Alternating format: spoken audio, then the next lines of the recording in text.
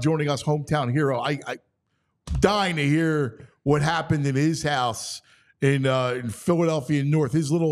His home in Connecticut is Philadelphia North. All right. So let's welcome to the program our man, Kevin Negandhi. Look at him representing. Kev, good morning, my brother. Oh, man, good to see you. All right, so here's the situation. And I love sharing these stories because we experience it, I think, collectively with everybody that listens to the show, because we all have family connections to our passion, and that is Philly sports. So my oldest, who's approaching 12, is he's keeping an eye. I have the game on, and my 7-year-old, basically she passes out on my lap. We're in the living room, and my 11-year-old sits down next to me, and he is now losing his mind. He's losing his mind on the referees. He's losing his mind on that you can't breathe on Brunson because we're going to hear a whistle. And he's ticked off that Tyrese Maxey is on the floor each and every time on every possession and not getting calls. And I'm trying to reason with him. And I'm like, and at the same time, I'm going crazy. And then the cool part is we're watching this play out together, and he's playing every scenario. What are we going to do here? Is Max going to take a shot? That's not out of bounds. And so all of that's going on. Hits the shot, and we just lose it. And my 7-year-old, who's just completely passed out, we're like, I don't know. It is like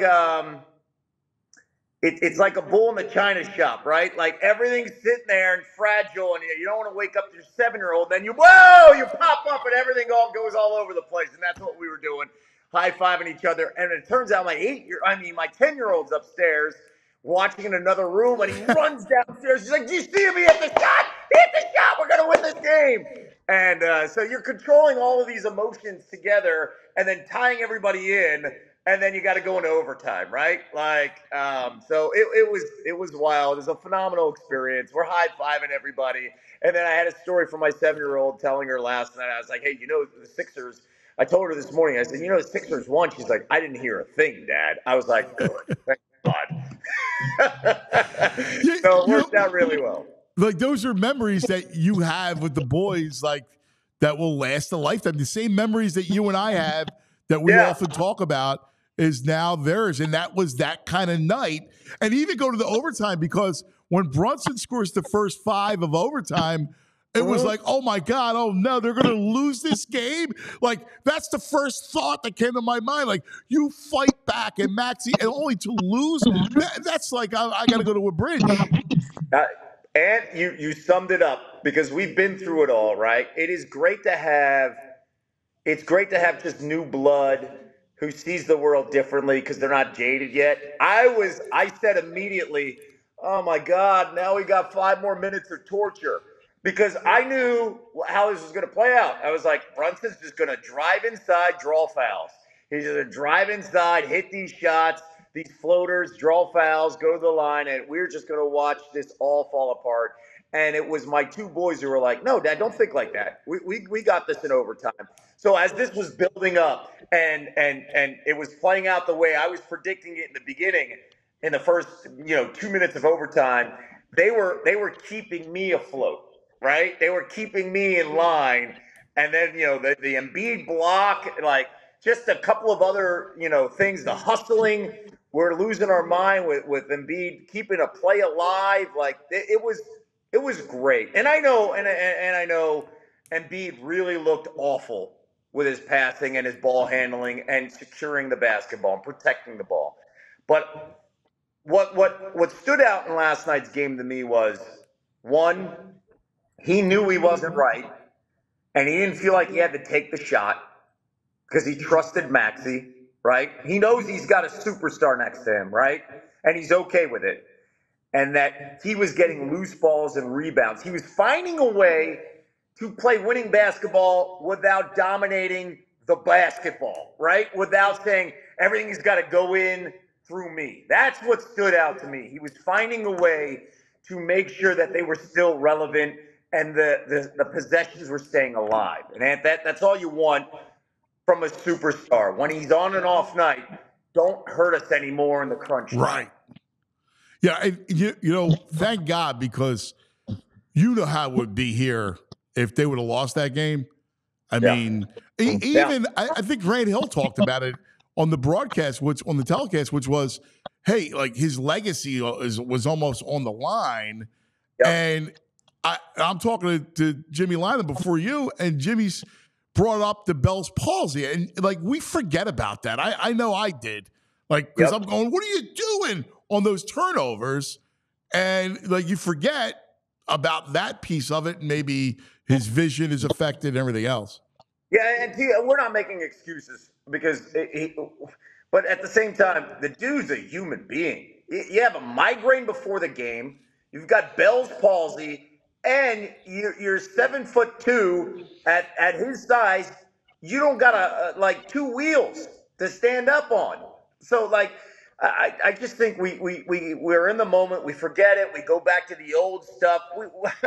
Well, listen, last week you had 50 points dealing with all that shit, right? Excuse my language. So, and I think we No, you can forget say that all of here. that. Yeah, great. I love that. I do that a lot. So, you can get me offline, and I'm as blue as anybody can imagine in Philadelphia. It's nice that I can release and let go.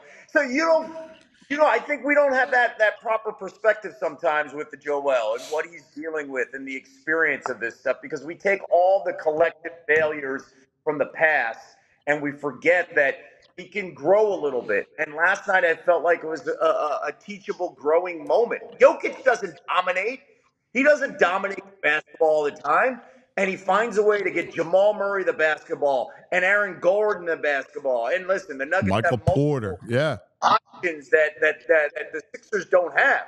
Well, you know what? We've got a superstar option right there, and I think Joel realized it last night. Like, hey, I ain't cooking. This kid is, and it's okay. You know what was amazing? I was thinking about this. So early in my career, I worked at the New York Post, as you know, and I covered the Reggie Miller stuff. And Oh yeah, the 8 points in 8.9 seconds, the 25 in the fourth quarter the year before, and I'm watching Maxey, and you know this because you know New York well, and you understand it, and that place, that building, and for yep. Maxey to do it, in front of Celebrity Row in that hallowed arena. I mean, Philadelphia pride's coming all out, right, Kev?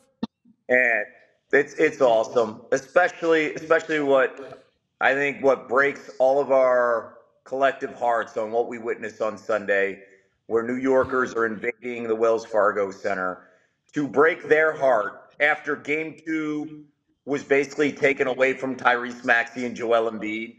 To be able to do that there, to see Tracy Morgan flip them off, to see John Stewart's reaction. Ben Stiller has played a vocal role in this series. I love it. I love everything about it. Yes, It makes yes. me sad because East Coast basketball is what you experience at the Mecca in New York, right? And the Sixers have not been a part of that East Coast like lore. Jordan has, Reggie Miller has, multiple other, and the Knicks weren't relevant for years. The Sixers and Knicks were never good at the same Miami, yeah. time, right? So to have this all come together, I love it because like we didn't have this growing up. When the Sixers are good, the Knicks were awful. When the Knicks were good, the Sixers were awful, right? And maybe the closest time they were in sync was when we had Barkley, they had Ewing. But guess what? We were all fighting off the scraps of Michael Jordan. So to have this space right now is amazing because, uh, like, to me, the only way I can describe it is Eagles fans have Giants fans, right? Over the last 20 years, you could say that Giants rivalry is as vicious as it's ever been, and it's emerged as a higher rivalry over the Cowboys. You can make the case of a generation that just knows Giants Eagles, right? Because Cowboys haven't been relevant. We haven't had a Nick Sixers nastiness and where we could take their heart from the crowd.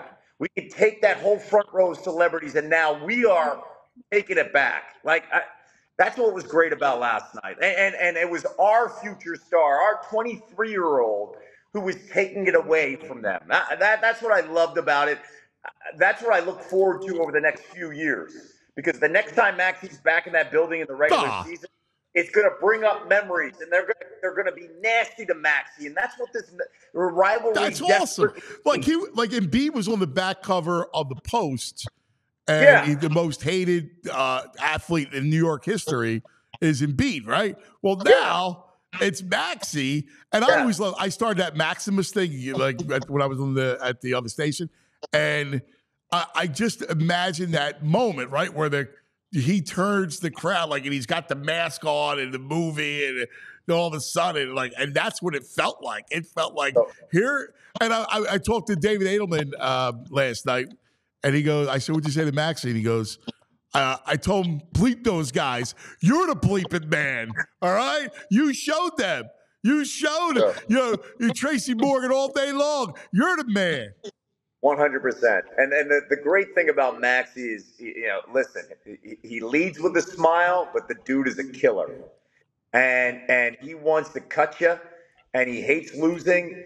And the whole time I'm watching this, and I tweeted something out because God, I love my oldest one. My oldest was like, "Dad, you're the one that called this on draft night." I was like, "You're 100% right. I did." And I actually found the tweet from November when we drafted him in 2020, and I pulled it up and I put it on social. And what blows me away about last night, and continues to do this whole season, this kid would have been a lottery pick if he could hit threes in college. And it just shows at 23 the growth over the last 3.5 years where the Sixers told him, you need to work on threes. And now he hits 7 threes and 2 in those final 30 seconds in the biggest moment of his career. And bang, bang, right? To me, it just shows the growth of this kid. And I'm grateful that we kept him when all the rumors were going around about Damian Lillard last year. And our organization said, no, this guy has potential to be the star over the next decade, and we're seeing it come true. And again, killer with the smile, but deep down, he wants to end you, and that's what he did last night. And let's hope this season continues after Game 6. I got 2 things for you. Number one, we got to put a bow on it. Tomorrow night, we don't want a repeat of what happened at Wells Fargo Center on Sunday. Either with the fans or the result. Yeah. How do you what are you smelling tomorrow night? Well, first off, the first 5 games have been decided by a total of 2 points, right? The Sixers have the advantage of 2 points. So show you the extreme here. I don't want it to be a blowout. I know. I know. And I hate to go to the negative. I hope it's not set up for heartbreak. I hope the place is loud with Sixers fans. I hope that regardless of what the situation is, that the building doesn't get tight at the end, because it does transfer to everybody and everywhere on every missed shot. So what I'm anticipating is going to come down to the final 30 seconds and how the refs call the game. Do we see a Brunson drive-in floater N1 and you're just sitting there and on the other end? Do we see Tyrese Maxey just on the floor on a layup? Nothing's called, right? I hate to do. I don't want to be that guy, Ant, but it's unbelievable that you have an all-star. You have an all-star of Maxey's caliber, and the physicality that we're seeing from the Knicks, and the dude's on the floor, and he doesn't get anything. And then on the other end, literally, you sneeze in any direction of their all-star, and the whistles blow. Whistles. I just don't want the refs to decide this game. Fair or not, I just don't want them to decide this game. Let the players decide this game at the end, and let everybody earn it. And I think we're going to have a performance that we're going to be talking about for years, coming from one of our stars. My concern is this: Joel Embiid has played a hell of a lot of minutes, and he only has a day to recover. And those 2 days in between, the games that we saw in the middle, were huge for him. from game 3 to game 4, game 4 to game 5. That plays a huge role. He's played so many minutes. But I think his plus minus is like, when he's on the floor, it's like plus 48. And when he's off the floor, the Sixers are minus 46. Like the guy's got to play again, like probably the final 2 quarters the entire time. And I just hope he's got something in his legs for us. And don't fall in love with that 3. Get down low, get the rebounds on these shots. And let's hope Maxey, what you're going to see is man-to-man, and then they're going to have that second guy kind of cheat towards Maxey. Can somebody else kind of ease the pain? Can Batum get hot in the third quarter? Tobias deserves a ton of credit. We kill him when he stinks. Well, he was pretty darn good when we needed him yesterday. We need another performance from a third and fourth guy. We need Kyle Lowry to not go scoreless. We need those guys to help the 2 superstars, because one of them is going to have a monster game. All right, last thing, because we didn't, and I completely agree with it, but we haven't talked since you slayed the NFL draft, by the way. What'd you think, man? What did you think of it? I mean, wow. To go get those 2 quarters, both of them whom you loved. Love. Like that, Cooper is one of those guys that he's so flexible and versatile to do anything and everything. He could fill a bunch of holes. To get Quignon and not move up, it's unbelievable how the Eagles read this board perfectly, right? And understood that, hey, we've got to move up here. Howie Potter. And then to collect picks next year, and then to get Trot. Like, I just think the Eagles did a phenomenal job. The kid from, the defensive end, he's a project, and he's speed. It's Howie's forte. He loves speed guys on the end. I think Fangio's fingerprints are all over the draft. Yeah, Jalix Hunt. Yeah. My whole thing is this. Howie has nailed the drafts the last 3 years. It is now up to the players, right?